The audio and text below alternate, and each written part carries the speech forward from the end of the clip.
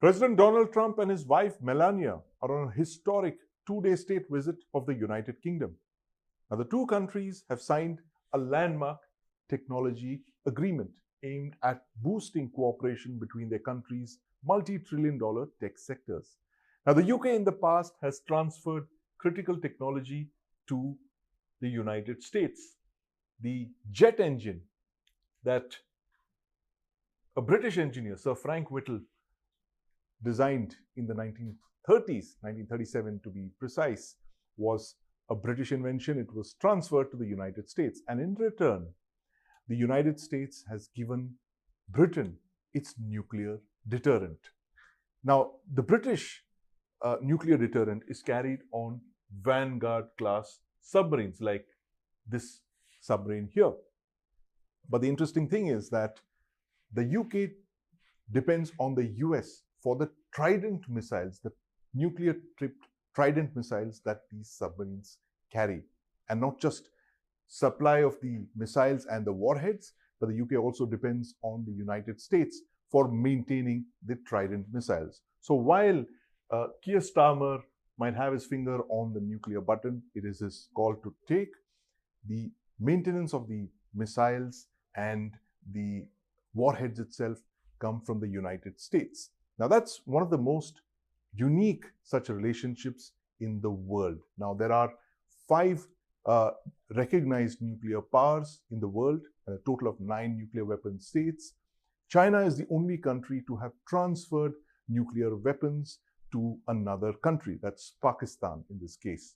But those transfers from China to Pakistan were covert. Now, the US-UK nuclear relationship is an open one because it's between 2 recognized P5 countries, 2 permanent members of the UN Security Council. Now, nuclear weapons, as we all know, are usually delivered by a triad of air, sea, and land-launched platforms. Now, the UK has gradually eliminated its air and land-launched nuclear weapons. In the 1960s, it consciously decided to eliminate land and airdrop weapons because the sea-launched weapons like these carried by the Vanguard class SSBNs were seen as being more survivable.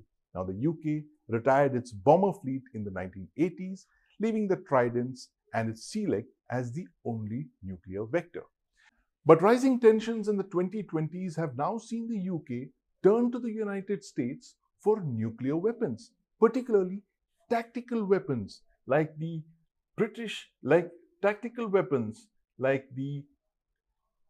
US's B-61 nuclear bomb that you see over here.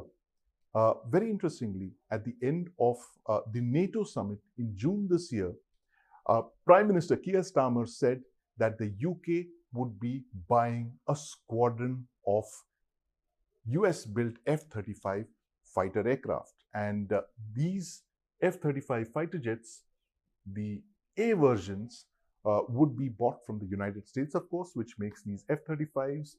And the warheads would also be bought from the United States.